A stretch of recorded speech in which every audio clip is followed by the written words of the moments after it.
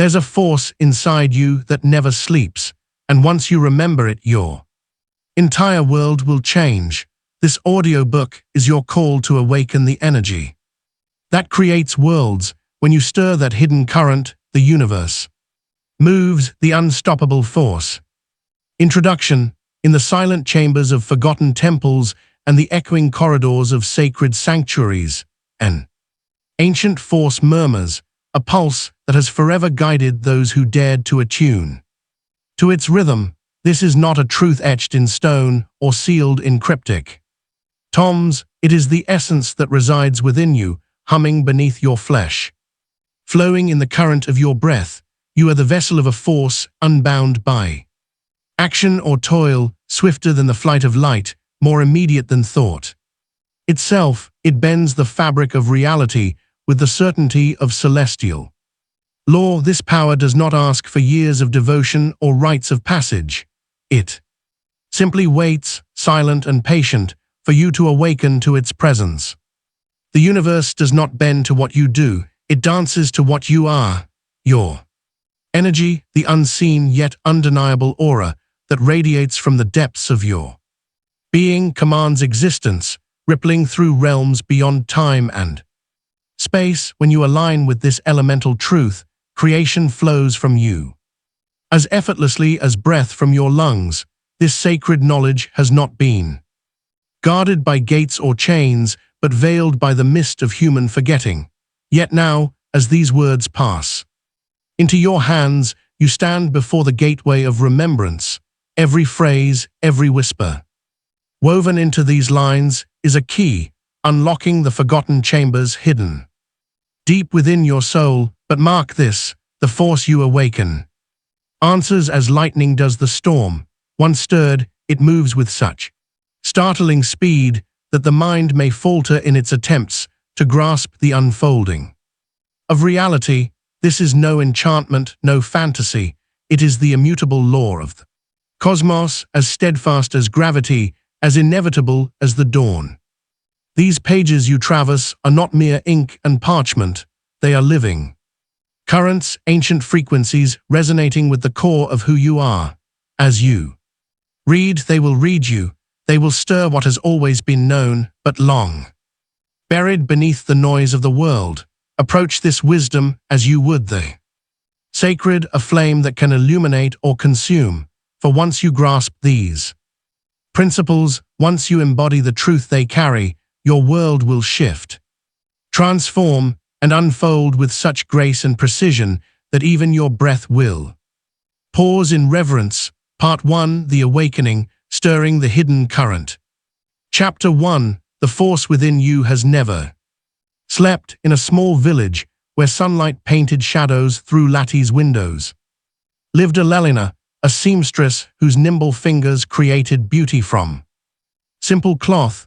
Day after day she worked in silence, mending tears and crafting garments, while life seemed to pass her by. One morning, as golden light streamed through her workshop window, she paused in her stitching and whispered to herself, "I am more than this." No fanfare accompanied her words, no dramatic gesture marked the moment. Yet in that breath, something shifted in the fabric of her reality. You must understand the power that courses through existence has never been separate from you. Like Elelina, you carry within your being a force so natural, so intrinsic that you have overlooked its presence. This force does not need to be earned or learned. It awaits only your recognition. Think of a stream that has always flowed beneath your feet. You may have walked above it countless times, never hearing its song, never feeling its movement. Yet the moment you become aware, you realize it has shaped the very ground you stand upon. Such is the nature of the unstoppable force within you. It has never ceased its flow, never diminished its power. Your awareness alone determines whether you wade in its waters or remain on the shore of ignorance. As days passed, Elelina noticed subtle changes. Customers who once haggled over prices now gladly paid her worth. Opportunities appeared as naturally as morning dew. Her work, unchanged in technique, but transformed in essence. Began drawing admirers from neighboring towns. She had altered nothing in her outer world. She simply acknowledged the power that had always resided within. These changes in Alina's life mirror a universal truth. Your energy precedes all physical action. Before a word is spoken, before a step is taken, your inner current broadcasts its signal to the cosmos. The world you see is but a reflection of this invisible broadcast. When you realize this truth, you understand why some seem blessed by fortune while others struggle against endless tides. The difference lies not in their actions, but in their inner alignment with this ever-present force. Now place your hand upon your heart, feel its steady rhythm, a drum that has beaten since before you drew your first breath. Whisper these words, letting them rise from that same sacred space. I have always had the force, I simply choose to remember. Let these words become your truth, your awakening to what has never left you. Chapter 2, The Law That Listens. Instantly, in the quiet dawn of an ordinary Tuesday, Walter stood at his kitchen window sipping his morning coffee. After 30 years of delivering mail through rain, snow, and sunshine, retirement had given him time to appreciate life's simple pleasures. That morning, overcome with an inexplicable feeling of joy, he spoke to the empty kitchen. I am so thankful for all the wonderful travels awaiting me. He didn't own a passport, had no savings for travel, yet his words carried the weight of pure certainty. You must understand the profound truth hidden within Walter's spontaneous declaration. The universe operates at a speed beyond human comprehension, responding not to the words you speak, but to the energetic signal you transmit. When you align your inner state with the frequency of what you desire, manifestation occurs at the speed of thought. Your emotional frequency acts as a constant broadcast to the universal field. Every moment you are sending signals through your feelings, beliefs, and expectations. These signals are received and answered instantly, though the physical manifestation may take time to arrange itself in your visible reality. The key lies not in how many times you ask, but in the vibrational quality of your asking. Later that same afternoon, Walter received an unexpected phone call. His niece, working for an airline, had received companion passes she couldn't use. Uncle Walter, she said, would you like to travel anywhere in the world? These passes are valid for a year. Within hours of his grateful morning declaration, the universe had already begun orchestrating his desires fulfillment. This swift response wasn't coincidence. When Walter spoke his words of gratitude, he wasn't hopping or wishing. He was declaring from a place of pure alignment. His emotional state matched the feeling of already having received his desire. This perfect match of energy and intention created an immediate response. In the universal field, the law responds to your signal with mathematical precision. When you speak from the vibration of it is done, the universe moves mountains to match your inner certainty. It doesn't require convincing or repeated requests. It requires only your aligned energy. Now find a quiet moment in your day. Speak these words of gratitude for 3 things you desire, but speak as though they have already manifested. Thank you for this beautiful home that brings me such peace. Thank you for this vibrant health that fills my body. Thank you for this abundant wealth that flows effortlessly into my life. Let your heart fill with the same genuine gratitude you'd feel upon receiving these gifts. Feel the emotion as though your desires are already yours, for in the universe's eyes, they already are. Chapter 3, The Thought That Changed Everything. In a small farmhouse as war clouds gathered over distant horizons, Clara sat at her wooden table each morning, while others rushed to read dire headlines. She would close her eyes and see her son Thomas, safe and whole. My son walks in divine protection, she would whisper, letting the truth of. These words fill every cell of her being, though conscription notices. Arrived in neighboring homes, Clara maintained her inner knowing with unwavering certainty. Your thoughts carry a power that transcends physical laws. When you align your inner vision with absolute knowing, you initiate a sequence of events beyond mortal understanding. This is not mere positive thinking, it is spiritual law in action. A thought held in perfect clarity, saturated with unwavering faith, becomes a command to the universe itself. The power lies not in the words you choose, but in the feeling tone of absolute certainty that accompanies them. When you know something at the deepest level of your being, that knowing begins to reshape the very fabric of reality. Your consciousness becomes the chisel that carves new pathways through the field of infinite possibilities. This is why Clara's quiet certainty held more power than all the frightening headlines combined. She had tapped into a law as real as gravity, that consciousness precedes matter, that inner knowing reshapes outer circumstance. As summer turned to autumn, a curious thing occurred. Thomas's unit received unexpected orders. While other young men marched toward conflict, he was assigned to a medical corps far from the front lines. Clara's neighbors called it luck, but she recognized it as law, the perfect outworking of her sustained spiritual knowing. When you plant a seed in fertile soil, you don't dig it up each day to check its progress. You trust in the unseen process of growth. Similarly, when you hold a thought in the fertile soil of absolute knowing, you need not question how it will manifest. The universe itself becomes the means of its expression. Now take a moment in silence. Choose one area of your life where you seek transformation. Write a single sentence that captures the reality you wish to experience, not as a future hope, but as a present truth. Perhaps divine order guides my every step, or abundant wealth flows to me naturally. Sit with this thought in perfect stillness. Let it sink deep into your consciousness until you feel its truth in every fiber of your being. This is not an exercise in imagination, it is the activation of universal law. Chapter 4. You are not asking, you are commanding. In the dim light of a seaside tavern, Roy sat at his weathered piano, fingers hovering over the keys. For years he had played with technical perfection, yet something was missing. Night after night, he would scan the sparse crowd, silently pleading for recognition, but this evening was different.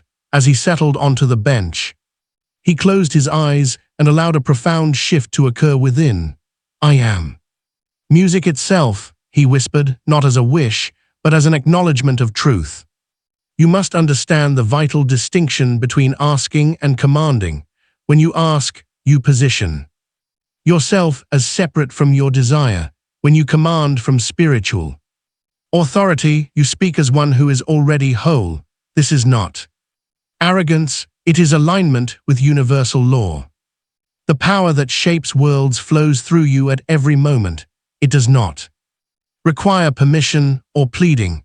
It awaits only your recognition of what already is. When you stand in the truth of your spiritual identity, the universe cannot help but respond. This is not manifestation through force, it is manifestation through alignment. In the second week of Roy's transformation, something shifted in the tavern's atmosphere.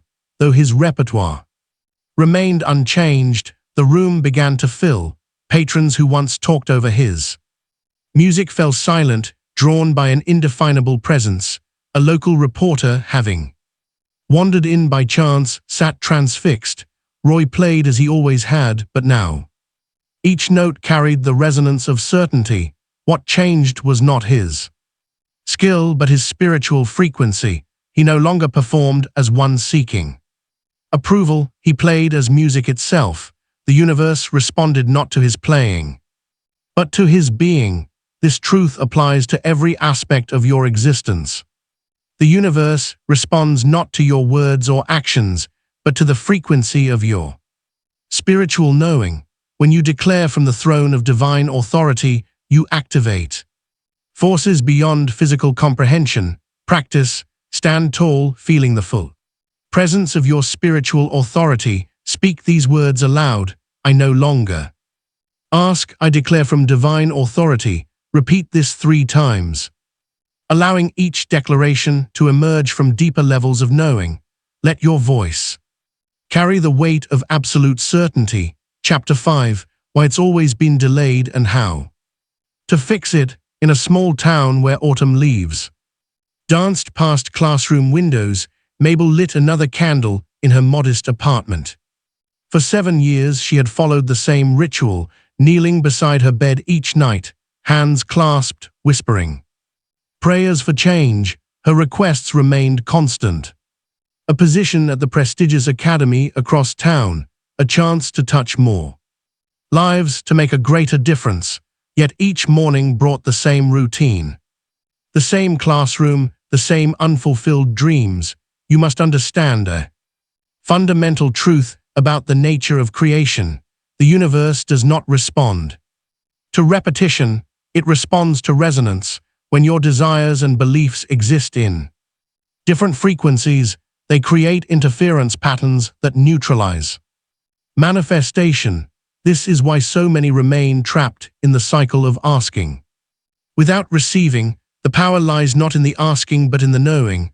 When you hold 2 opposing energies, wanting something while simultaneously doubting its arrival, you create a spiritual stalemate. The universe cannot deliver to contradiction.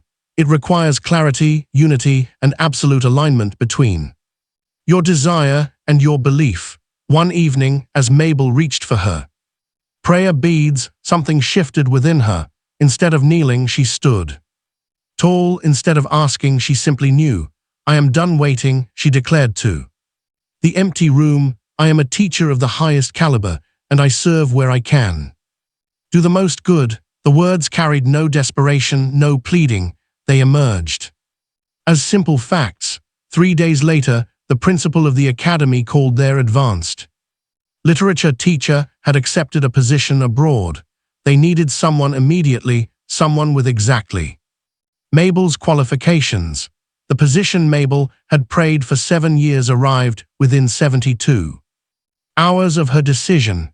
The difference was not in the universe's willingness to provide. The difference lay in Mabel's shift from divided energy to unified knowing. When she stopped splitting her power between hope and doubt, the path cleared instantly. You see, manifestation accelerates when you move from requesting to deciding. The universe does not require convincing, it requires your alignment with what already exists in potential form. Practice. Take a moment now. Write down one area of your life where you've been waiting. Be specific. Next to it, write these words. I choose to end the waiting. Close your eyes. Feel the shift from hopping to knowing. Let this new frequency permeate every cell of your being. The waiting ends not when the universe decides, but when you do. Chapter 6. The force that must be handled with care. In the bustling financial district of a gleaming city, Eugene sat in his corner office, marveling at how quickly his life had transformed. Just months after discovering the force, his investments multiplied, opportunities appeared from nowhere, and doors opened before he could even reach for the handle. Yet with each success, a strange unease grew within him. You must understand that the force you now wield is not a tool. It is a living current that flows through all creation. It responds to every ripple of your being, not just your conscious commands. This truth becomes crucial as your power grows, for the force accelerates whatever frequency you embody. When you tap into this ancient power, you enter a sacred covenant with universal law. The more immediate your manifestations become, the more vital your emotional mastery must be. For just as joy attracts joy, unchecked fear attracts its mirror, and scattered thoughts give birth to scattered circumstances. Eugene learned this lesson when his rapid success began to spiral. His anxiety about maintaining his achievements created sudden setbacks. His fear of losing new clients caused them to withdraw. His scattered energy about multiple opportunities led to confusion. In his deals, the very power that had elevated him now magnified his inner turbulence. One morning, after a particularly chaotic week, Eugene encountered an old mentor who noticed his distress. Power without peace, the mentor said, is like lightning without a rod, brilliant but destructive. Those words shifted something in Eugene. He began treating his thoughts with reverence, understanding that each one was a seed planted in fertile universal soil. Before making decisions or setting intentions, he would center himself in stillness. He learned to feel the weight of his energy before releasing it into the world. Gradually, his manifestations aligned with this new stability. Deals flowed smoothly.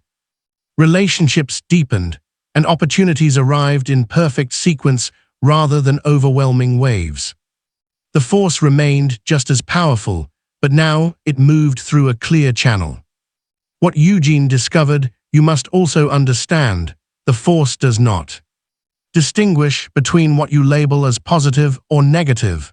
It simply amplifies and materializes whatever frequency you transmit. As your power grows, so must your awareness of the signals you send into the universe. Practice before engaging with any important thought or desire today. Pause, take 3 deep breaths. Ask yourself, is this frequency worthy of commanding the force? Let this question be your guide, your sacred filter. For in this simple moment of consciousness, you align yourself with the highest use of your power. Chapter 7. The fastest way to call it in. In a small cottage among flowering gardens, Doris stood by her window each morning, watching the mailbox with quiet longing. For 3 years since her beloved Thomas passed, she had waited for news about the family heirloom he had promised would return to her, a golden locket containing their wedding photograph. The force flows not through the minutes and hours of your calendar, but through the depths of your spiritual certainty. Time is merely a construct of the physical world, while manifestation operates in the eternal now. When you align your desire, emotion, and unwavering faith, you create a resonance so pure that the universe must respond with immediacy. Think of it as tuning a radio to perfect clarity. There is no waiting period between finding the right frequency and hearing the music. It simply is.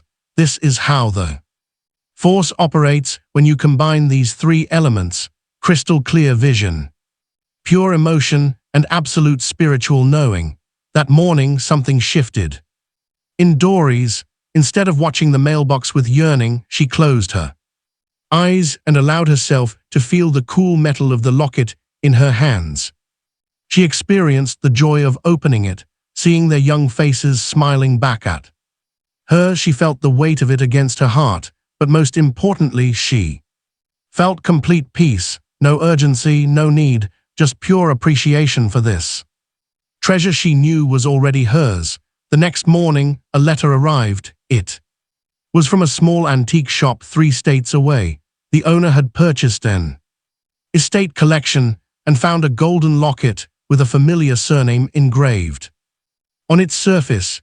Inside was a photograph of a young couple, Doris and Thomas, on their wedding day. What changed? Not the physical location of the locket, not the passage of time. What changed was Doris' inner frequency. When she stopped reaching and started knowing, when she combined clear vision with pure emotion and spiritual certainty, she created a vibration that collapsed time and space. This is the trinity of manifestation. See it clearly, feel it completely, know it absolutely. When these 3 align, the force responds not to the calendar, but to the intensity of your spiritual signal. Practice. Choose one desire close to your heart, close your eyes, and create a complete sensory experience of having received it. Feel the textures, hear the sounds, see the colors, taste the joy. Let this vision fill you completely for exactly 90 seconds. But here is the crucial key: feel it without needing it. Experience it as if it's already yours. With pure gratitude. Then, like releasing a dove into the sky, let it go completely into the care of universal law. Chapter 8. Every moment is a seed. In a small market town, where dawn's first light touched the storefronts, Frank arranged his produce with the same care he had shown for 20 years. Yet this morning felt different.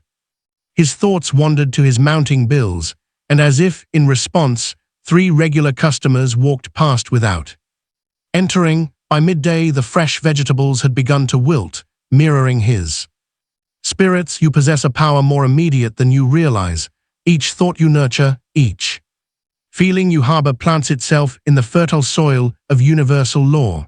This is not metaphor, it is spiritual science. The force that shapes worlds responds to your inner garden with precise accuracy. Most walk through life unaware. They are master gardeners of the unseen. Their thoughts scatter like seeds in the wind, taking root in unconscious patterns.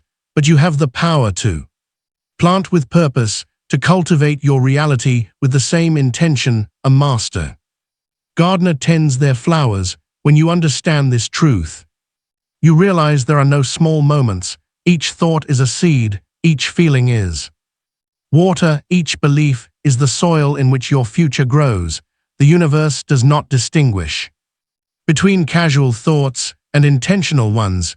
It responds to all with equal power. Frank discovered this truth one morning when, before opening his shop, he paused to appreciate the simple beauty of fresh produce glistening with morning dew. He felt genuine gratitude for his small store, for the farmers who supplied him, for each customer who would walk through his door. Without knowing it, he had planted seeds of abundance. That day something shifted. New customers appeared, drawn by inexplicable warmth they felt upon entering. His regular patrons began sharing stories of how his market had become their favorite place to shop. Even his vendors offered him first choice of their finest produce. The vegetables seemed to stay fresher longer, and his shelves remained full without effort. Nothing had changed in his store except the gardener's thoughts. Your present moment is not merely a point in time, it is sacred ground where your future takes root. Each thought you think, each emotion you feel, each moment of awareness or unconsciousness plants seeds that will bloom in the garden of your tomorrow. Practice. Set 3 distinct times. Today, morning, afternoon, and evening. At each interval, pause and ask yourself, what am I planting right now? Observe your thoughts and feelings with the care of a master gardener examining their soil. Notice what seeds you're sowing: seeds of worry or wisdom, doubt or determination, fear or faith. This awareness alone begins to transform the garden of your life. Chapter 9. How fear quietly cancels your manifestations. In a small cottage at the edge of a village, Agnes sat at her wooden table each morning, reciting affirmations of abundance and success. Her reputation as a skilled midwife had grown over the years, yet a shadow lurked beneath her prayers. With each positive declaration, an undercurrent of worry whispered, what if I make a mistake? What if something goes wrong? You must understand this vital truth. Fear is not merely an absence of faith, it is a force unto itself. When you speak words of power while harboring fear in your heart, you create a divided signal. The universe in its perfect responsiveness cannot deliver to a frequency split between desire and dread. Your fears act as invisible guardians, protecting you from what you believe might harm you. Yet these same guardians can become prison walls, keeping your good fortune at bay. The law of attraction responds not to your words alone, but to the complete vibration you emit. When fear dwells beneath your desires, it creates a force field that repels the very things you seek to attract. Agnes discovered this truth one sleepless night. Instead of fighting her fears, she lit a candle and spoke to them directly. I see you, she whispered to her worries. You've tried to protect me, but I no longer need the shield. As she blessed each fear with understanding, something shifted in the atmosphere around her. The next morning she was called to assist with a particularly challenging birth. Rather than allowing her usual anxiety to take hold, she remembered her practice from the night before. She blessed her fear, acknowledged its presence, and chose to trust instead. The delivery proceeded with unexpected ease, and word of her peaceful presence spread throughout the village. Her practice had not banished fear, it had transformed it. By meeting her fears with light instead of resistance, she had cleared the channel through which abundance could flow. Her affirmations, once divided by underlying dread, now carried the pure frequency of trust. You cannot manifest from a place of fear any more than you can warm yourself with ice. The universe responds to your deepest frequency, not your surface requests. When you bless your fears instead of battling them, you transmute their energy into fuel for transformation. Practice. Take a moment now to write down one fear that has been shadowing your desires. Hold this paper in your hands and speak these words aloud. Thank you for showing me where I need to heal. Feel the shift as you transform resistance into recognition. Then, with a deep breath, release this fear back to the universe, knowing it has served its purpose in bringing you to this moment of awareness. Chapter 10. The Sacred Pause Before Miracles. In the quiet hours before dawn, Harold sat on his front porch, watching the mist rise from the valley below. For 20 years, he had struggled, pushed and fought to rebuild his life after returning from war. Each day brought new battles with paperwork, with memories, with hopes that seemed to slip further away. But this morning was different. As the sun's first rays touched the mountains, Harold simply stopped trying. You see, there exists a sacred moment between seeking and finding, a holy pause where miracles take root. Most walk right past this moment, too busy with their striving to notice its power. Yet it is in this very stillness that the universe does its finest work. When you cease the endless doing, when you release the constant reaching, you enter a magnetic field of pure potential. This is not surrender in the sense of giving up, it is surrender in the sense of allowing. The universe requires this space to deliver what you've been seeking. Think of a lake. When its surface is constantly disturbed by stones being thrown, it cannot reflect the sky clearly. But when the water grows still, heaven and earth meet in perfect reflection. Your consciousness works in much the same way. In stillness, it becomes a perfect mirror for manifestation. Harold discovered this truth without meaning to. After decades of knocking on doors, making calls, and fighting through systems, he simply sat down that morning and let go. No more trying, no more forcing, just the quiet acceptance of what was and a gentle openness to what might be. Later that afternoon, a knock came at his door. A fellow veteran had heard of his situation and offered the very opportunity Harold had been seeking all along.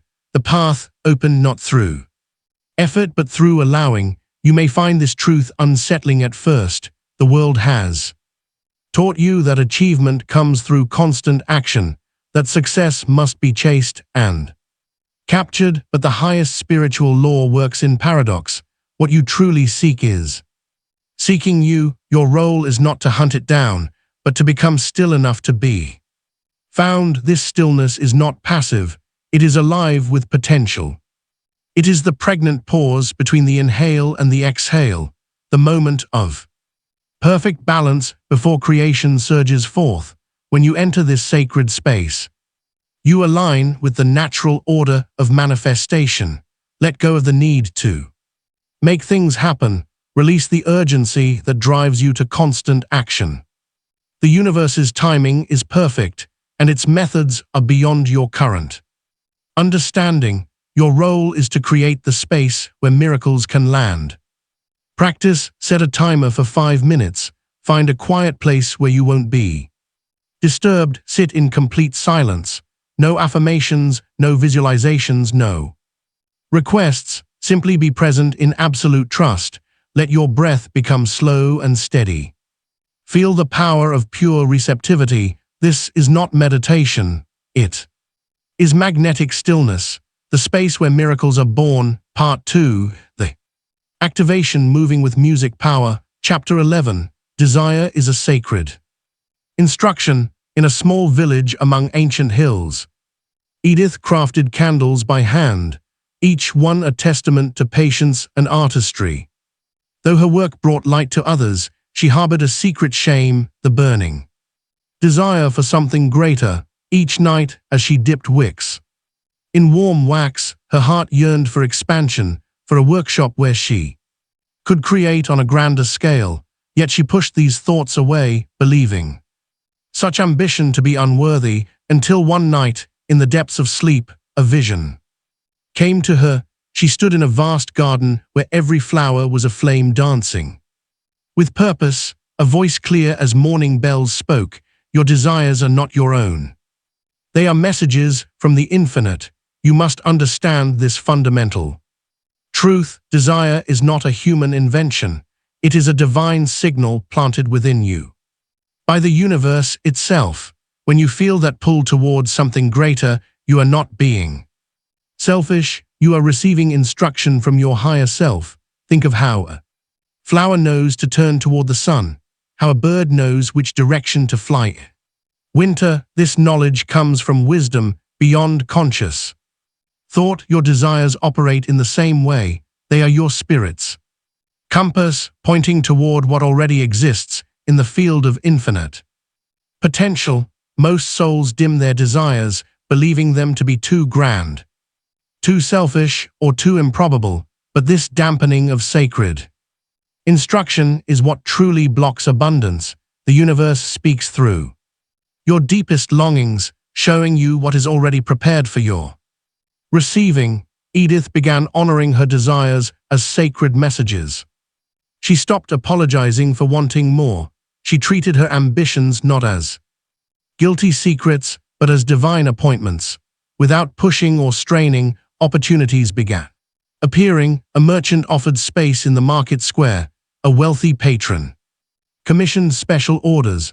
Her small candle shop expanded naturally, as if guided by an unseen hand. The truth revealed itself. Her desire for expansion wasn't random.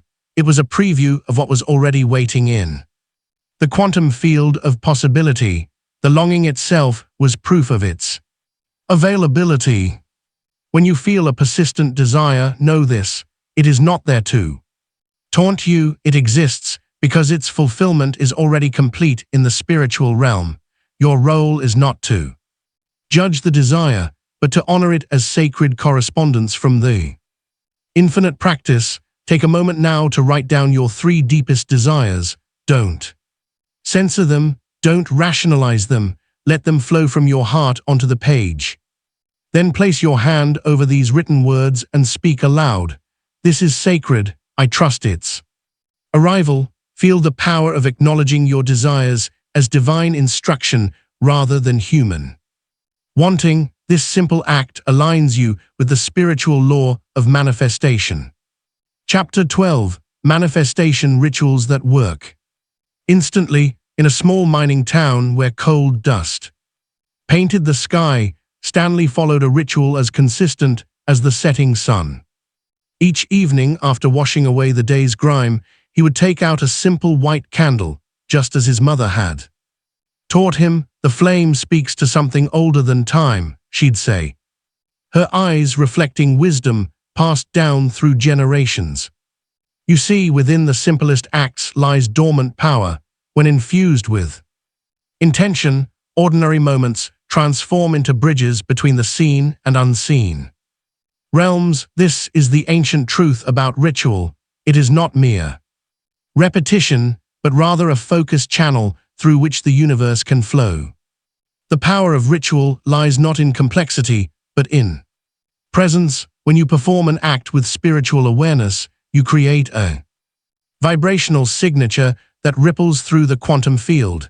Each intentional movement becomes a command to the universe, each focused breath a declaration of alignment. Think of ritual as spiritual technology, a methodology for maintaining consistent frequency, just as a radio must stay tuned to receive clear transmission. Your energy field requires regular calibration to maintain manifestation. Momentum, Stanley's nightly practice was simple. He would light his candle close his eyes and allow his heart to fill with gratitude. No lengthy prayers, no complicated ceremonies, just pure presence with the flame and whatever arose in his spirit. One evening, as he sat in his usual ritual, a thought emerged about a new position at the mine, one he'd never considered before. The next day, without seeking it out, he was offered that exact role. This pattern continued. Each night's contemplation seemed to seed the next day's blessings. The flame had become more than light. It was a focal point for his consciousness, a sacred space where intention met universal law. Through this simple act passed down through generations, Stanley had activated an ancient principle. When consciousness meets consistent ritual, the universe responds with precision. You must understand ritual is not about perfection or complexity.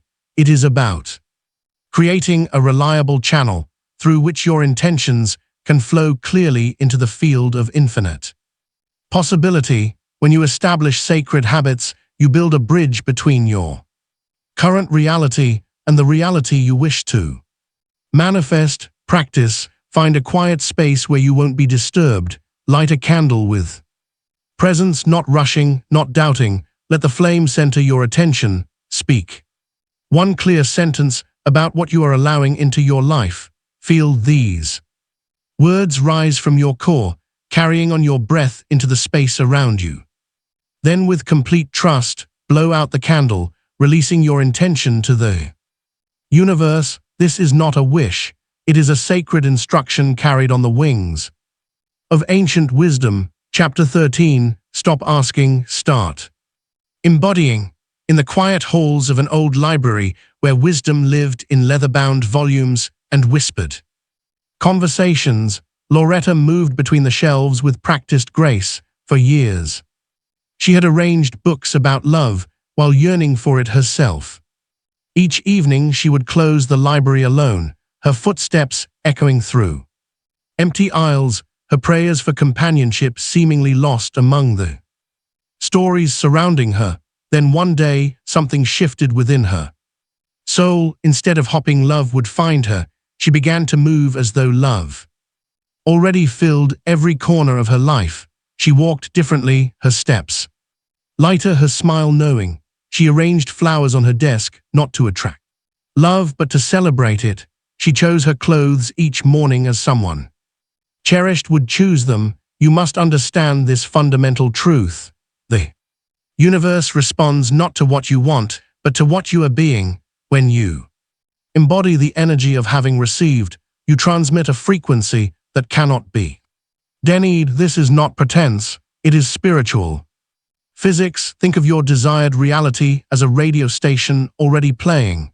Your task is not to create the music, but to tune yourself to its frequency. This tuning happens through embodiment, through living as the version of you who already experiences what you seek. Most spend years broadcasting frequency of wanting, wondering why their desires remain distant. But wanting and having vibrate at different frequencies. You cannot transmit lack and receive abundance. You cannot walk in loneliness and attract partnership. The universe matches what you are, not what you wish to be. In the weeks that followed her shift, Loretta noticed small changes. Conversations flowed more Naturally, unexpected invitations arrived. Then one afternoon, while reorganizing the poetry section, she met someone who spoke the language of her soul, not because she had wished harder, but because she had finally matched the frequency of being loved. This story reveals a truth older than time. Embodiment precedes manifestation. When you shift your way of being, reality must shift to match it. This is not magic, it is law. Practice, choose one full day to live as though your desire is already fulfilled. If you seek love, move through your day as someone deeply loved. If you seek abundance, carry yourself with the quiet confidence of prosperity. Let this new way of being infuse every action, how you dress, how you speak, how you hold yourself. This is not acting, it is energetic alignment with what already exists in the quantum field waiting to be claimed through resonance. Chapter 14, The Silent Signal. That speaks louder than words. In a small workshop filled with the gentle ticking of timepieces, Raymond bent over his workbench, surrounded by the precise machinery of clocks. Each morning he would send out applications, his credentials impeccable, his experience vast, yet doors remained closed, and the weight of rejection grew heavier with each passing day. The teachings you are about to receive carry a truth that has echoed through the ages. Your emotional frequency precedes all external change. As you absorb these words, understand that the universe responds first to your inner atmosphere, not your outer actions. Raymond's transformation began on an ordinary Tuesday, amidst the rhythmic ticking of his beloved time pieces. He made a simple but profound choice. Instead of measuring his worth through responses to applications, he allowed himself to feel good simply because he could. He began humming while he worked, took pleasure in the sunlight streaming through his workshop window, and smiled at the precise dance of gears and springs before him. You see, your emotional state is not merely a reaction to life, it is a broadcast to the universe. Every feeling you carry sends ripples through the quantum field, attracting circumstances that match its frequency. When you transmit desperation, even the most polished resume cannot override that signal. When you emanate joy, doors open without effort. Within days, Raymond noticed subtle shifts. A customer mentioned his name to a friend, an old colleague reached out unexpectedly, a chance encounter led to an opportunity he hadn't even imagined. The circumstances of his life began rearranging themselves, not because his skills had changed, but because his signal had transformed. This brings us to a fundamental law. The universe speaks the language of frequency. Your mood is not passive, it is a message being broadcast continuously into the field of infinite possibility. When you shift your inner atmosphere, you alter the instructions you send to the universe. Picture yourself as a living transmitter. Each emotion you carry is like a radio signal drawing to you experiences that match its frequency. Joy attracts joy, ease attracts ease, love attracts love. This is not philosophy, it is spiritual science. Practice 3 times today. Pause and ask yourself, what is my signal right now? Morning, afternoon, and evening. Become aware of the frequency you're broadcasting. If you find yourself transmitting worry, consciously shift into joy. If you catch anxiety, choose ease. If you sense lack, embrace abundance. This is not denial, it is conscious creation through frequency management. Chapter 15, Faith that Feels like Fire. In a small village where the echoes of war still lingered, Irene lived alone. A cottage surrounded by roses. Each morning she would kneel by her bedside, hands clasped in quiet prayer, whispering gentle hopes for news of her husband missing in action. Her faith, though constant, was as soft as morning mist. The power you about to discover transcends mere belief. It is the difference between a candle and a forge, between a whisper and a command. True True faith does not ask permission from the universe. It declares with absolute certainty. When faith blazes, it transforms from passive acceptance into an unstoppable force. This is not about volume or repetition. It is about the quality of your knowledge, the intensity of your spiritual certainty. The universe responds not to the words of your prayers, but to the fire behind them. Irene's transformation came one dawn when something within her shifted. Standing in her garden, surrounded by the roses her husband had planted, she felt a surge of knowing unlike anything before. No more gentle prayers, no more hopping. In that moment, her faith erupted into flame. He lives, she declared to the rising sun, her voice carrying the weight of absolute certainty. This was not a request, it was a recognition of truth already written in the fabric of reality. Within a week, a letter arrived, then a telegram. Finally, footsteps on her garden path, her husband found alive in a remote village, guided home by what he described as an inexplicable certainty that she was waiting. You see, passive belief keeps miracles at arm's length. It is the blazing faith, the kind that burns through doubt and ignites the very air around you, that commands reality to reshape itself. This is the forgotten truth. Faith was never meant to be gentle. It was meant to be a force of nature as powerful as lightning, as unstoppable as dawn.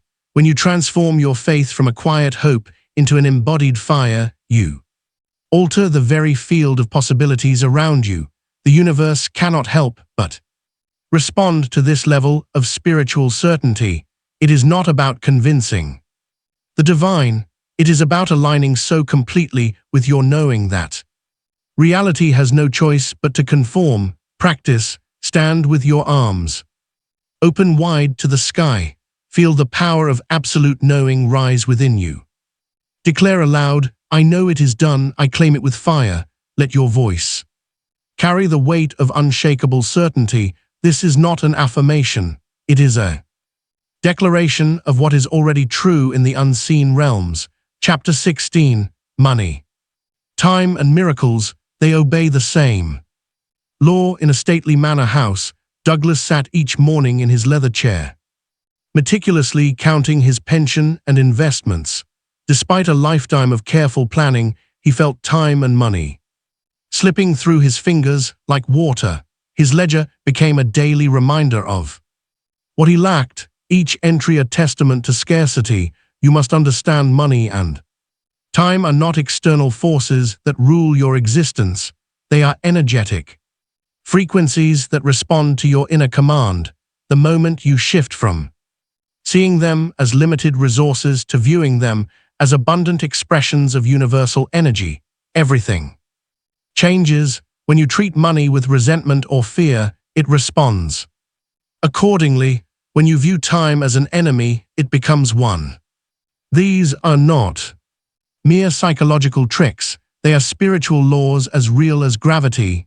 The universe mirrors your relationship with abundance in all its forms. Douglas discovered this truth one autumn morning.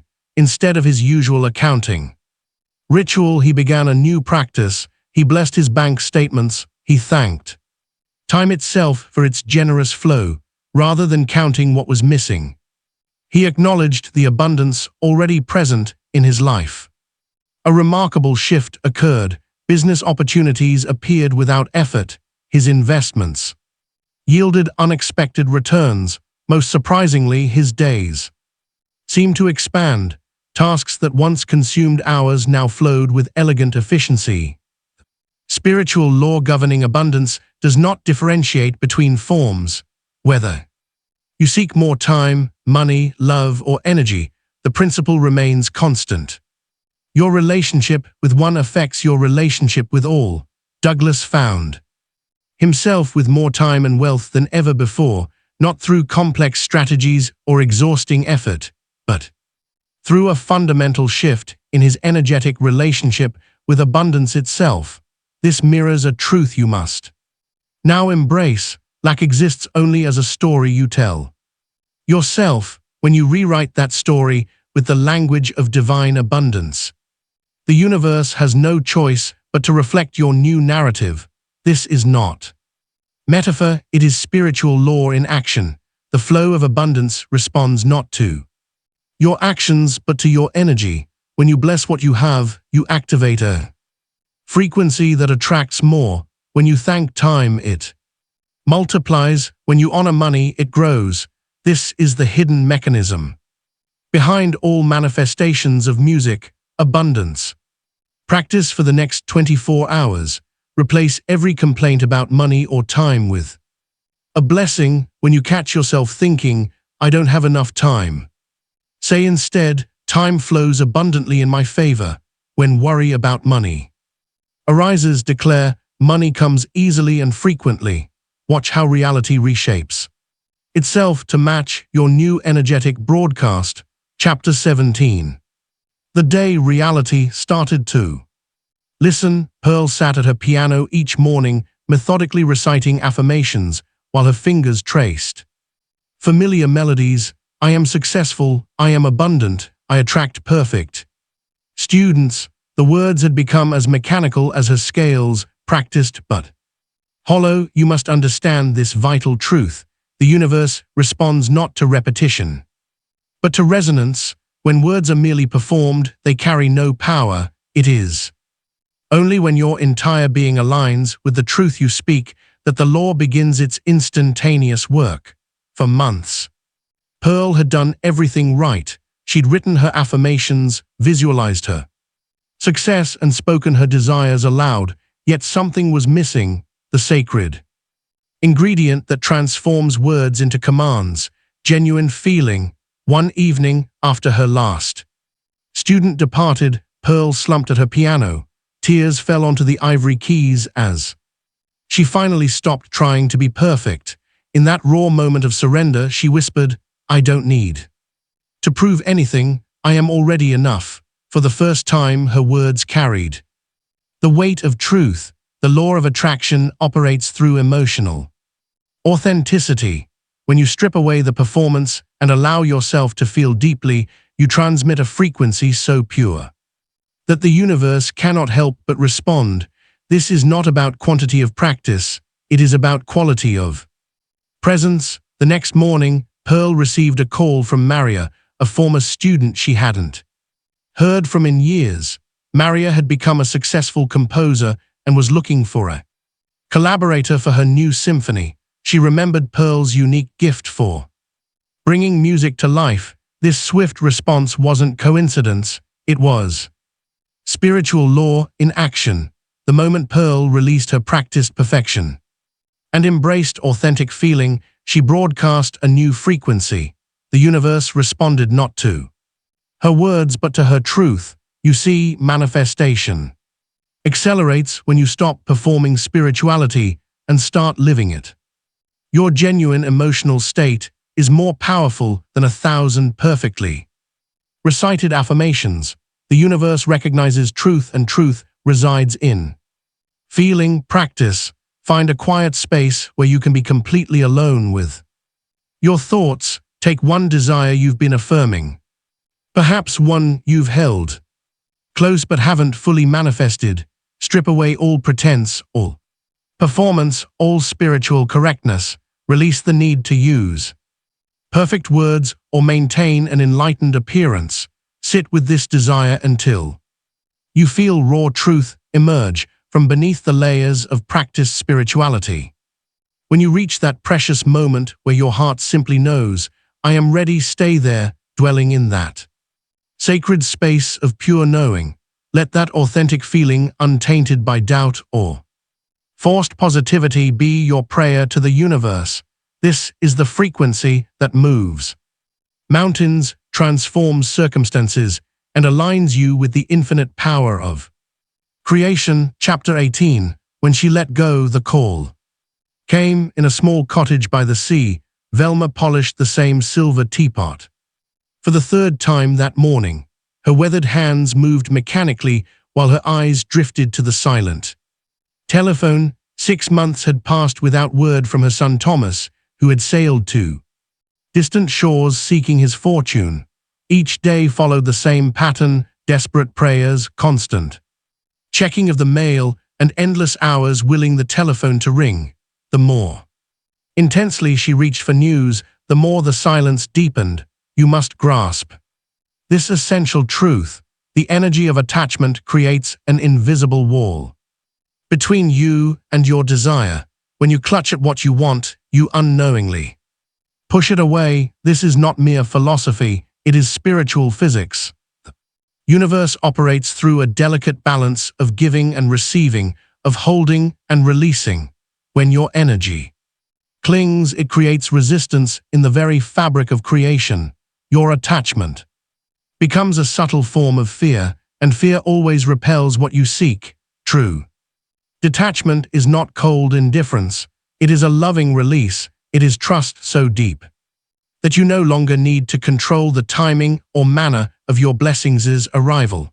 This state of being opens channels that anxiety and attachment keep closed. One evening, as Velma lit her evening candle, something shifted within her heart. Looking at Thomas's photograph, she smiled and whispered, "I love you enough to let you be free. Your path is your own." For the first time in months, her words carried no weight of need or worry. They floated up like pure light, unburdened by expectation. That same night, as Velma prepared for bed, the telephone's sharp ring pierced the quiet house. Thomas's voice, warm and clear, filled her ear.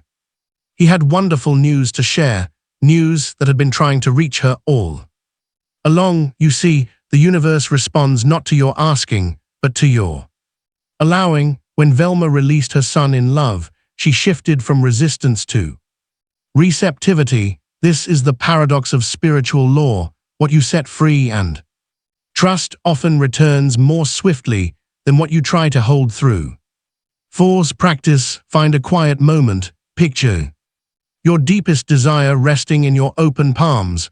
Feel its weight, its importance. Now with gentle breath and open heart, speak these words: I release you, I trust the return. Let your hands slowly open, allowing your desire to float free. This is not surrender to loss. It is surrender to divine timing. Trust that what is truly yours will always find its way back to you. Chapter 19. When you stop needing, it shows up. In a small town where autumn leaves danced through quiet streets, Bernard sat alone at his kitchen table each morning. 5 years had passed since Martha's departure, and the empty chair across from him seemed to grow heavier with each passing season. He filled his days with routines, tending his garden, reading the morning paper, and watching the birds that visited his feeder. Yet something vital was missing. You must understand this fundamental truth.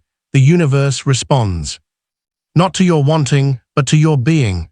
When you seek from emptiness, you broadcast that emptiness into the field of infinite possibility. Your need becomes a signal that actually pushes away what you desire.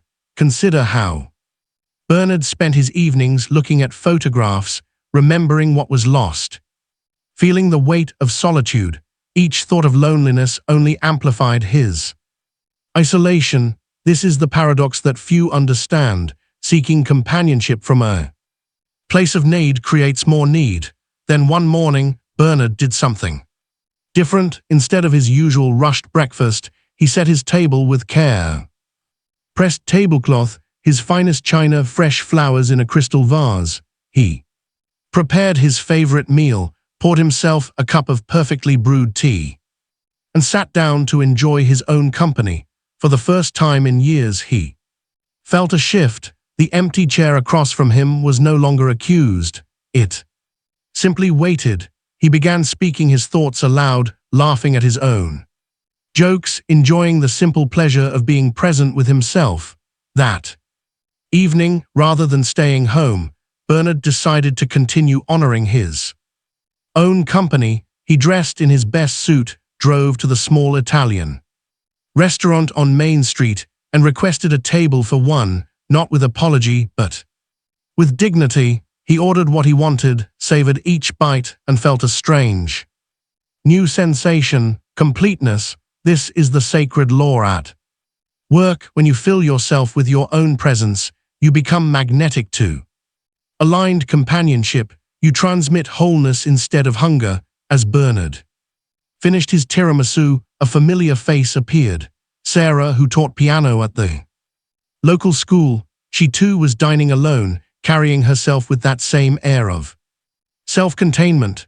Their eyes met, and both smiled with the ease of those who have nothing to prove. You see, the universe doesn't respond to desperation.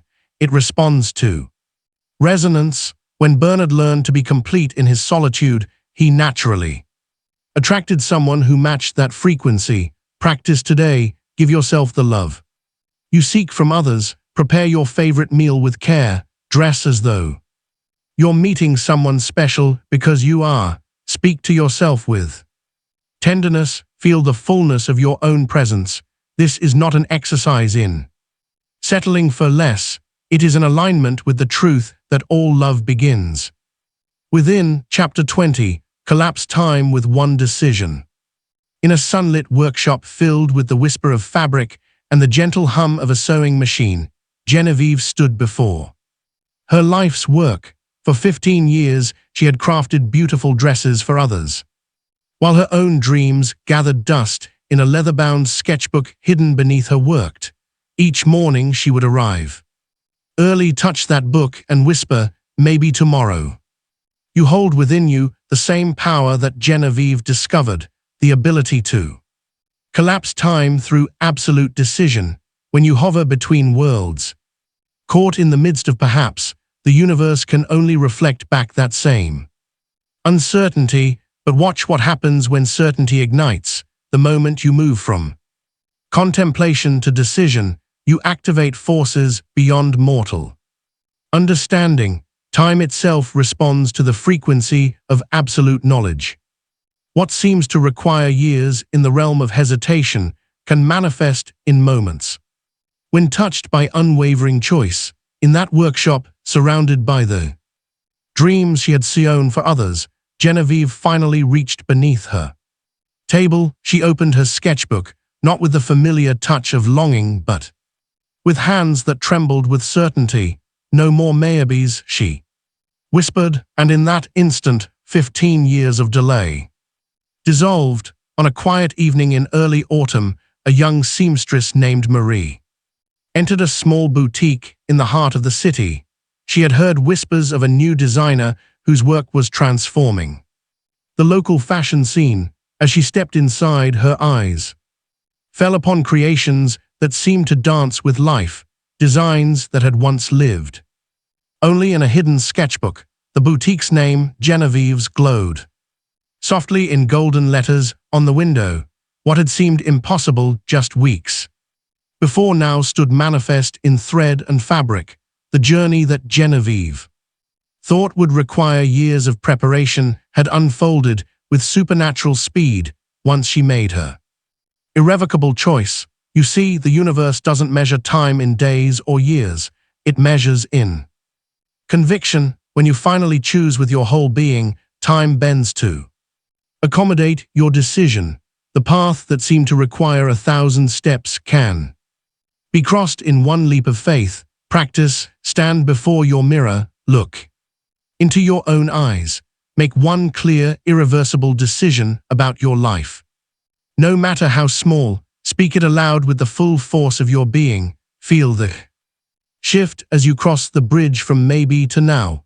Let your next action arise not from planning but from this new certainty. Part 3. The Mastery Becoming the Force. Chapter 21. The Power that Responds to Emotion, Not Logic. In a dimly lit office, surrounded by columns of numbers and carefully organized ledgers, Glenn sat with his detailed 5-year plan spread before him. Each step was meticulously calculated, every goal broken down into precise, manageable segments. For 3 years, he had followed this plan without deviation.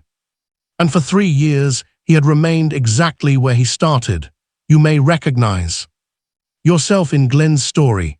Perhaps you too have created perfect plans, outlined every logical step, yet found yourself standing still in the face of impeccable strategy. The mind, in all its brilliant calculation, often misses the most crucial element of manifestation, the power of pure feeling. The universe operates not through logic, but through resonance. It responds not to the perfect plan, but to the perfect frequency. When you align your emotional body with your desire, you transmit a signal more powerful than any strategy could produce. Consider how water flows not in straight lines, but in patterns that follow the path of least resistance. Your manifestations work the same way. They flow not through the channels your mind has carved, but through the currents of your deepest feelings. One evening, as Glenn sat at his desk, something shifted.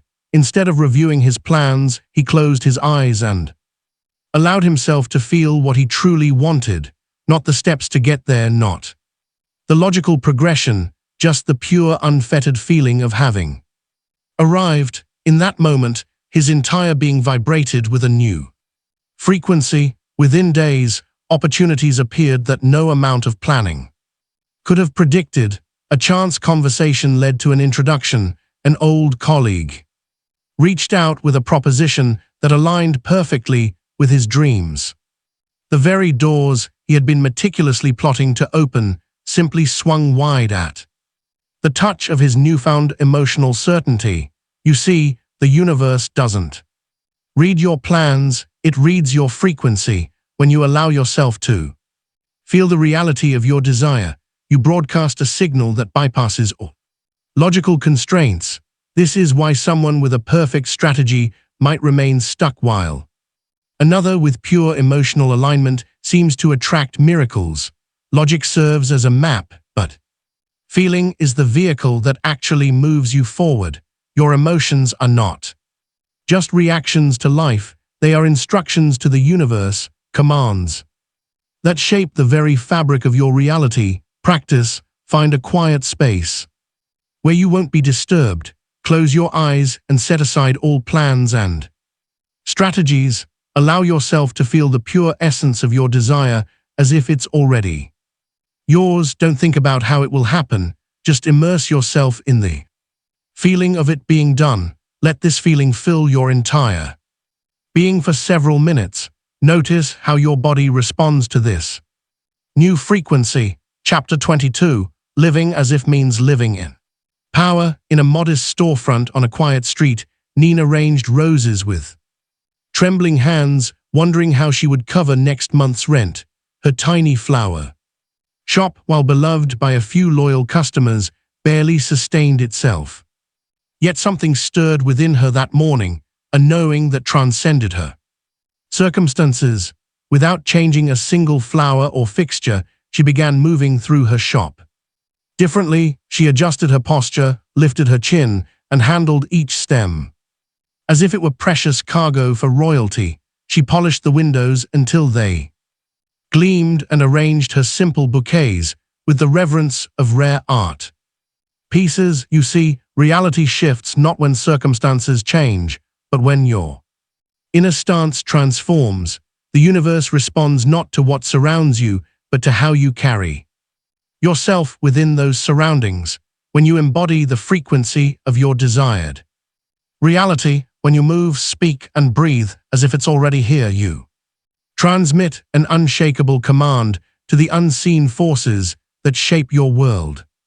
This is not pretense or performance, it is energetic truth-telling. Consider how a queen moves through a room. She doesn't become royal when others acknowledge her. Her royalty is an inner knowing that commands acknowledgement. This same principle governs all manifestation. You must see it before you see it. As Neen began treating every transaction as a luxury experience, something remarkable occurred. Her regular customers began ordering larger arrangements. New clients, drawn by an inexplicable shift in the shop's energy, started appearing. Without changing her inventory or location, she had changed the frequency her business broadcast to the world. One afternoon, a well-dressed woman entered the shop, paused, and looked around with appreciation. "There's something different about this place," she said before ordering arrangements for her entire estate. That single order exceeded Neen's typical monthly income. You see, she had discovered a fundamental truth: circumstances don't dictate energy. Energy dictates circumstances. By living as if she had collapsed the distance between her current reality and her desired outcome, practice for 1 hour today, live as if your desire is already manifest in your world. Speak, walk, and decide from that elevated vibration of completion and fulfillment. Move through your space as if you are already who you wish to become, not as an act of pretense, but as a recognition of your inherent power to shape reality. Let every gesture flow with quiet confidence. Every word carries the weight of certainty, and every choice reflects this deeper truth. As you go about your daily activities, maintain this heightened awareness of your desired state, allowing it to infuse each moment with purpose and possibility. This is not mere imagination, but a deliberate alignment with the frequency of your chosen reality. Chapter 23. Protect your field. Guard your gates. Each morning, Sylvester stood at his train platform, absorbing the complaints and worries of countless passengers. Their heavy sighs and bitter words settled into his spirit like morning fog, clouding his natural light. Though he smiled and nodded, their energy became his energy, their burdens his burdens. You hold within you a sacred frequency, one that manifests your reality with precision and power. Yet, how often do you allow this frequency to be disrupted by the energies around you? Your vibrational field is not meant to be an open door for every passing emotion or thought. The universe responds to your dominant frequency. When you allow others' doubts, fears, and limitations to penetrate your energetic space, you broadcast a mixed signal, one that creates mixed results. Your power lies not in absorbing everything, but in choosing what you allow to resonate within your field. One day, Sylvester discovered an ancient truth: he could serve others without taking on their energy. He began visualizing a shield of golden light around himself each morning. When passengers approached with their usual complaints, he listened with compassion, but maintained his energetic boundaries. Their words no longer penetrated his field, they simply passed by like clouds in the sky. Within weeks, his platform began to feel different. Passengers seemed calmer, more positive. Some even remarked on the peaceful atmosphere that surrounded him. Nothing in his external circumstances had changed. He had simply learned to guard his energetic gates. You see, your energy field is your first point of creation. Every thought you entertain, every emotion you absorb, every conversation you engage in, these are all inputs that shape your manifesting power. To manifest with clarity and speed, you must treat these inputs as sacred. Not all energy deserves access to your creative field. Some must be blessed and released, allowing you to maintain the pure frequency of your intentions. This is not rejection, it is spiritual discernment. When Sylvester mastered his energetic boundaries, life responded in kind. Opportunities arose effortlessly, relationships improved, and his natural joy remained undisturbed by external chaos. He had discovered that protecting his frequency was not selfish, it was essential for serving at his highest level. Practice. Take time today to observe the various energetic inputs flowing into your life. Notice which ones lift your spirit and which ones subtly drain your power. Choose one input that consistently diminishes your creative force, whether it's a draining relationship, a negative habit, or an environment that doesn't serve your highest good. With gentle awareness and loving intention, close that energetic gate. As you do so, offer a blessing of gratitude for the lessons it brought. Then declare your space as sacred ground. Feel the immediate shift as your manifesting field becomes clearer, lighter and more attuned to divine possibility. Chapter 24, The Unseen Agreements You Must Break. In a small church basement, Bernice taught children to sing. Each week, she would say the same words her mother once said: "We must work twice as hard, because nothing comes easy to our family." The children learned beautiful songs, but they also absorbed her unconscious belief in struggle. You carry within you agreements you never consciously made. These contracts were written in the quiet moments of childhood, in the whispered beliefs of ancestors, in the unspoken rules of those who came before. Like invisible chains, they bind your creative force to old stories of limitation. Listen carefully to the words you speak without thinking. Notice the patterns you accept without questioning. These are not random habits, they are spiritual contracts you've inherited or created, each one shaping the frequency you broadcast to the universe. The power to rewrite these agreements lies within you. The moment you become aware of a limiting contract, you gain the authority to dissolve it. Your consciousness is the pen that can strike through old vows and write new ones. One morning, while teaching a particularly difficult piece, Bernice heard herself repeat those familiar words about struggle, but this time she stopped mid-sentence. In that pause, she saw clearly how this belief had shaped her entire life, her health, her finances, her relationships. With tears in her eyes, she turned to her students and spoke different words. Music flows easily through us because we are naturally gifted. That simple shift, that conscious breaking of an old contract, sent ripples through the fabric of her reality. Within weeks, her choir performed with newfound ease. Her chronic headaches began to fade. An unexpected inheritance arrived. The universe responded not to her years of effort, but to her new energetic agreement. You see, these agreements are not mere thoughts, they are vibrational commitments that the universe honors with precise loyalty. When you declare, "Life is hard," the universe says yes. When you believe, "I must struggle to succeed," the universe arranges circumstances to match that contract. But just as Bernice discovered, you can dissolve these agreements with the power of conscious choice. You are not bound by the limitations written into your past. You are free to write new contracts aligned with abundance, ease, and grace. Practice. Write down one inherited belief, a limitation passed down through your family line or absorbed from society's expectations. Draw a firm line through it, marking its dissolution from your energetic field. Beneath that crossed-out belief, inscribe your new sacred agreement with the universe, one that aligns with your highest vision for yourself. Read this new contract aloud each day, letting the vibration of your voice seal this truth into the quantum field. Feel the old agreement dissolving as your new declaration takes root in the fertile soil of infinite possibility. Chapter 25. You are the answer you've been waiting for. In a quiet church on the outskirts of town, Gerald knelt each evening, praying for divine intervention.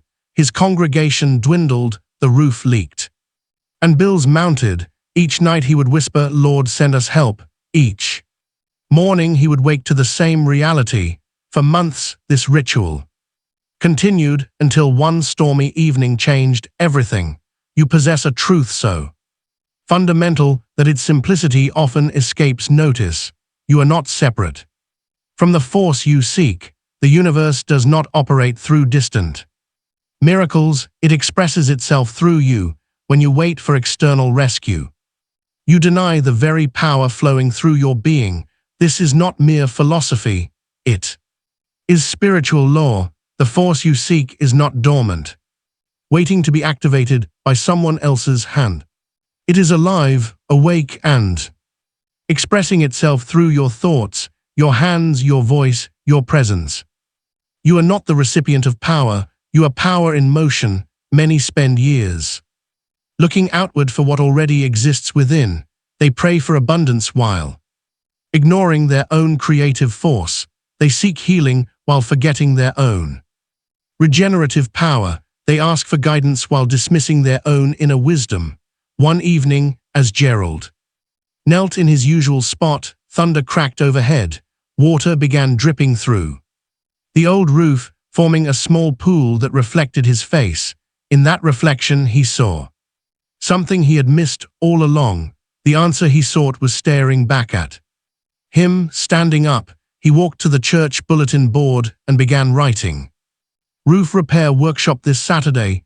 The next morning, his congregation arrived to find Gerald already on the roof, tools in hand.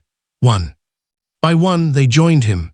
What began as a simple repair project transformed into monthly community gathering. The church came alive not through divine intervention, but through Gerald becoming the channel for change. You see, the universe does not respond to passive waiting. It responds to embodied knowing. When you realize that you are the vessel through which miracles flow, waiting dissolves into action and prayer transforms into presence. The force you seek is not hiding in some distant realm. It pulses through your veins, speaks through your words, and moves through your actions. You are not waiting to be rescued. You are the rescuer in waiting. You are not seeking the answer. You are the answer seeking. Expression, practice, stand in front of a mirror. Say, the answer I seek is me. Repeat it until you feel it. Chapter 26. How to stay in the vibration that attracts everything. In a small seaside kitchen, Rosie prepared meals with devotion. Each morning she would wake early, light a candle, and speak her dreams into the dawn. For fleeting moments she felt the thrill of possibility course through her, but by midday, under the weight of orders and demands, that precious feeling would slip away like morning mist. You must understand this vital truth. Manifestation is not a moment, it is a maintained frequency. The universe responds not to occasional peaks of alignment, but to sustained vibration. Many touch the state of creative power briefly, only to let it dissolve in the face of daily life. This is why grand visions often yield small results. The secret lies not in reaching higher states, but in stabilizing the ones you achieve. Your vibrational stability determines your manifestation ability. Think of it as tuning a radio. A clear signal maintained brings in perfect reception, while one that wavers creates static in your results. This is not about forcing constant positivity. It is about creating conscious anchors throughout your day that return you to your chosen frequency. These anchors, be they sounds, scents, objects, or rituals, become bridges back to your power when the world threatens to pull you off course. One day, Rosie noticed how the scent of vanilla always lifted her spirit. She began placing drops of vanilla essence on her wrists each morning. She tucked small bottles in her apron pocket, her car, her bedside table. Whenever the day's pressure mounted, one breath of that sweet aroma would return her to that morning's state of possibility.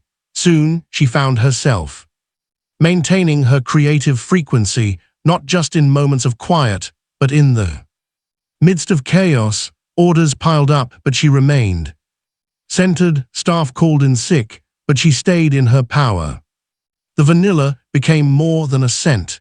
It became a gateway back to her manifesting vibration. Within weeks, opportunities began flowing, not in sporadic bursts as before, but in a steady stream. A food critic discovered her kitchen, a local magazine featured her story, an investor proposed expansion. The universe was responding not to her peaks of alignment, but to her newfound stability. The power to create lies not in how high you can raise your vibration, but in how steady you can keep it. Let your environment support your frequency. Fill your space with conscious reminders of your chosen state. These are not mere tokens. They are spiritual technology designed to keep you in sustained alignment with your desires. Practice, choose one song, scent, or object to anchor your desired state. Let it become your sacred touchstone, a bridge between the mundane and the divine. Return to it throughout the day, allowing its presence to gently guide you back to your chosen frequency. This anchor serves as both reminder and catalyst, helping you maintain the energetic signature that draws your desires closer, whether it's the soft chime of a bell, the calming aroma of lavender, or a crystal worn close to your heart. Let this conscious choice become your spiritual compass. Chapter 27, The Sacred Discipline of Trusting. In the rolling hills of a distant valley, Luther tended the fields. Each dawn, his calloused hands moving through ancient motions passed down through generations. The harvest had been lean for 3 seasons, yet something stirred in him one morning as he watched the sun pierce through morning mist. Instead of worry, he felt an inexplicable peace wash over him. In that moment, he chose to trust, not with blind hope, but with unwavering certainty. You must grasp this essential truth. Trust is not passive waiting. It is an active force, a spiritual muscle that when exercised moves mountains in the unseen. Most mistake trust for inaction or desperate hope. True trust is a state of knowing so complete that it transforms the waiting period into sacred ground, the space between your spiritual decision and its physical manifestation is not empty, it is fertile, it is here. In this gap that your trust becomes a bridge between worlds. When you maintain certainty in the face of apparent nothingness, you demonstrate mastery over the law. Those who waver during this period delay their manifestations. Those who stand firm in trust speed them forward. Your certainty in the dark is itself a light that draws your desire closer. Luther continued his work, but something had shifted in his inner world. Where once he had watched the sky with anxiety, he now smiled at the clouds, knowing rain would come at the perfect time. Where others saw barren fields, he saw abundance preparing to emerge. His trust was not blind, it was knowing. One morning, Luther discovered shoots of green breaking through soil that had seemed lifeless just days before. As the weeks passed, his fields flourished while others struggled. When asked his secret, he simply smiled and pointed to his heart. The harvest that year exceeded all expectations, but Luther was not surprised. He had already seen it in the eyes of his trust. Your trust is not merely hope for a better future, it is recognition of what is already done in the spiritual realm. When you trust with this depth, you collapse time itself. The universe responds not to your asking but to your knowing. Practice, choose one area of life where you seek transformation. Write these sacred words in your journal or speak them aloud with conviction. I trust the unfolding. Let each syllable resonate through your being. As you breathe deeply into this truth, feel how these words settle into your heart, your mind, your very cells. Speak them again and again, allowing their power to ripple outward into the universe. Then become the witness. Watch with wonder as doors begin to open, as synchronicities align, as the perfect path reveals itself before you. The universe responds to your unwavering trust with divine precision. Chapter 28, Move as if it's already here. In a sunlit studio at the edge of town, Opal stood before her easel, morning paintbrush poised like a wand. Though her work had yet to grace any gallery walls, she began carrying herself with the quiet confidence of an acclaimed artist, not with arrogance or pretense, but with the natural grace of one who knows their worth.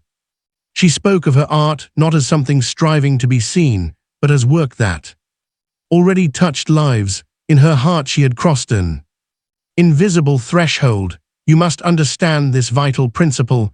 The speed of manifestation accelerates when you move beyond wanting into being. Identity is the highest frequency you can broadcast. When you shift from seeking to embodying, the universe responds not to your request, but to your resonance. The gap between where you stand and where you desire to be exists only in time, not in truth, by acting from the energy of fulfillment, not as a technique, but as an authentic expression of who you are. Becoming, you send ripples through the fabric of reality itself. This is not about pretending or forcing, it is about allowing yourself to expand into the truth that already exists in the spiritual realm. Your physical reality must follow your energetic lead. One afternoon, as Opal arranged her paintings with the care of a curator rather than the desperation of an unknown artist, a stranger walked into her studio. This visitor, drawn by an inexplicable pull, felt the presence of something extraordinary. Without hesitation, they commissioned a series of works for their international hotel chain, a commission that would have seemed impossible just months before. What changed? Not her talent, which had always been present, not her technique, which remained consistent. What shifted was her energy, from hopping to knowing, from seeking to being. Later, when asked about this sudden success, Opal shared a simple truth: I stopped pushing my art into the world and started living as though the world had already recognized its value. The rest followed naturally. Your actions carry a frequency. When they flow from aligned identity rather than desperate effort, they become magnetic. The universe doesn't respond to what you do. It responds to who you are being while you do it. Practice. Choose one small action today that your future self, the version of you who has already achieved what you desire, would naturally take. Perform this action with complete presence and awareness, allowing yourself to embody that future state of being. Let your movements flow from this expanded identity, sensing how your future self would carry themselves. Speak and engage with the world. In this way, you collapse time and bring tomorrow's reality into this present moment. Chapter 29, The Flame That Burns Alone Before the World Sees the Light. In a small town, where dreams rarely ventured beyond the county line, Harvey walked the empty halls of his struggling school each morning before sunrise. In his mind's eye, he saw not peeling paint and outdated textbooks, but a vibrant center of learning where every child discovered their genius, while others saw budget constraints and declining enrollment. Harvey carried a vision so clear it felt more real than the challenges before him. You must understand this truth: the greatest manifestations often begin in solitude. Your inner knowing may walk alone for a time, understood by no one but you and the universe. This is not a sign of delusion. It is the mark of spiritual pioneers who dare to hold frequencies others cannot yet perceive. When you connect with a vision that sets your soul ablaze, you must protect that sacred flame. The world around you may not yet have eyes to see what burns so clearly in your heart. Their doubt is not your burden to carry. Your only task is to tend the fire of your knowing. In the realm of spiritual lore, ridicule often precedes revelation. Those who laugh today will later ask how you knew, but you must not wait for their validation to believe. Your conviction is not up for vote. It is a private covenant between you and the divine. As weeks turned to months, Harvey quietly transformed one classroom at a time. While others mocked his wishful thinking, he continued placing college pennants on walls, speaking of excellence as though it already filled every corner. He wrote grant proposals with unwavering certainty, described his school to strangers as though its transformation was complete. Then one morning, a wealthy alumnus visited, drawn by an inexplicable urge to see their old school. They felt something different in the atmosphere, a tangible energy of possibility. Within days, a substantial donation arrived. Maury followed. The vision Harvey had nurtured in solitude suddenly blazed visible for all to see. What others had dismissed as Fantasy became front-page news. The same voices that had whispered impossible now asked how he had known all along, but Harvey understood. He hadn't known with his mind, he had held it with his soul. Your vision may walk alone for time, let it. Sacred things often begin in solitude. Your task is not to convince others, it is to hold steady in your knowing until reality rises to meet it. Practice, write your vision down and carry it with you for 7 days. Let these sacred words rest close to your heart, a tangible reminder of the truth you hold within. Whenever doubt arises or the voices of disbelief grow loud, place your hand upon these written words and say with quiet conviction, I see it, and that is enough. Feel the power of this simple affirmation. Dissolve your uncertainty. For in these moments, you align yourself with the ancient knowing that has guided visionaries throughout time. Chapter 30. The unstoppable force is you. In a sunlit room filled with memories, Lillian sat surrounded by decades of leather-bound journals. Her fingers traced the faded ink of entries past, each page a testament to moments when life had transformed through what she once called lucky breaks. But as she read deeper, a pattern emerged. Every miracle, every open door, every unexpected blessing had followed a shift in her own energy. You see, the truth lies not in seeking external forces, but in awakening to what you have always been. The force you've learned to command is not separate from your essence, it is your essence. Just as a wave is not separate from the ocean, you are not separate from the power that moves worlds. Throughout these teachings, you have discovered how to align, how to command, how to manifest. But now comes the deepest truth. You are not the commander of the force, you are the force expressing itself in human form. Every breath you take is the universe breathing, every step you take is infinitely walking, every thought you think is creation thinking through you. When you finally grasp this truth, manifestation becomes as natural as breathing. There is nothing to attract, nothing to align with. There is only the remembrance of what you are. Lillian stood before her old piano, dusty from years of silence. But this time she didn't sing to be heard. She sang to vibrate truth into being. Her voice carried not ambition or need, but the pure resonance of someone who knows. They are the source. The notes that filled the room were not performance. They were presence itself, dancing into form. The universe does not respond to you, it moves as you through you in perfect synchronicity with your knowing. You are the field where all possibilities bloom. You are the current that brings them to life, and you are the key that has always been turning, waiting for you to recognize your own hand on the lock. This is not about becoming something new.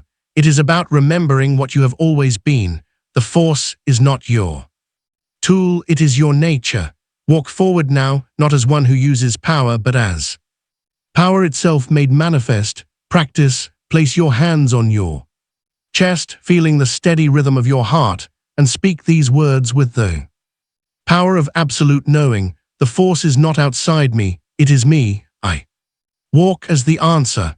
Let each word resonate through your being, awakening the dormant truth within. Feel how this declaration sends ripples through the fabric of your consciousness, aligning you with the infinite power that has always been your birthright. Conclusion: you have arrived at a threshold, yet this moment marks not an ending, but an opening into deeper knowing.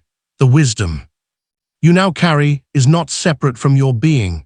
It has merged with your essence, becoming as natural as your breath, as constant as your heartbeat. Through these chapters, you've remembered what your soul has always known, that the force flowing through all creation flows through you, not as something borrowed or learned, but as your fundamental nature. Each chapter has been a key unlocking chambers of memory within your spirit. Each practice has been a thread weaving this ancient knowing back into the fabric of your consciousness. The signs are already visible in your life. Perhaps you've noticed how quickly reality responds to your aligned state. How doors open before you knock, how solutions arise before problems fully form. This is not a coincidence, it is a consequence, the natural result of remembering who you are. But mastery is not a destination you reach and rest within. It is a dance you choose again each morning, a song you sing anew with each breath. The tools shared here, the practices, the alignments, the sacred ways of being. These are now yours to use, to explore, to embody. They will deepen with each passing day, revealing new layers of power as you continue to expand. You walk now not as one seeking truth, but as truth expressing itself, not as one hopping for power, but as power taking form. The force you've awakened to is not a visitor, it is your essence. Use it with reverence, wield it with wisdom, express it with love. Let each moment be a fresh choice to remember. Let each breath be a new beginning. Let each step forward carry the full weight of your knowledge, for you are not becoming something new, you are finally fully being who you've always been. The force is you, it has always been you. Walk on in this, knowing your journey doesn't end here. Click on this next audiobook that I promise will completely transform your perspective.